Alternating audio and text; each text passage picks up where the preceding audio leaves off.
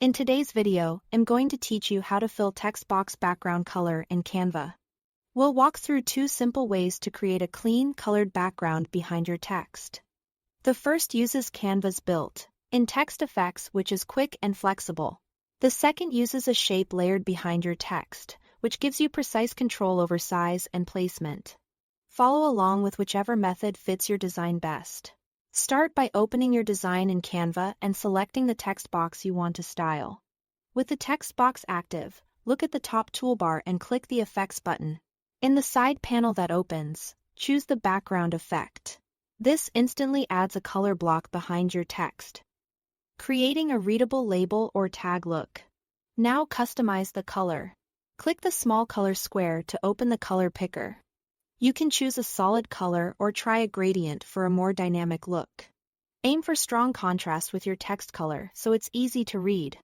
If your background image is busy, a slightly darker or lighter block behind the text can make a huge difference.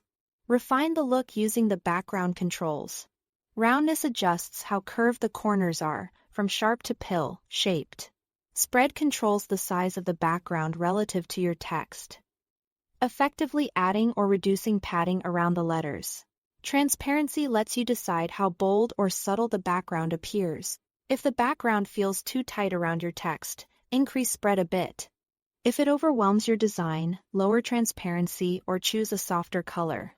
Small tweaks here can elevate the overall balance. If you prefer more manual control, try the shape layering method. Go to the Elements tab and search for square or rectangle. Then click to add it to your design. With the shape selected, use the color tile in the top toolbar to choose your fill color, matching your brand or complementing your layout. Position the shape behind your text. Resize it by dragging the corners or edges so it comfortably frames your words, leaving enough visual padding on all sides. Then click the shape, choose Layer, and select Send Backwards so your text stays on top. Adjust the shape's size and placement until everything feels aligned and balanced. This method is especially handy when you want a background that extends beyond the text effect's automatic padding. That's it. Thanks for watching.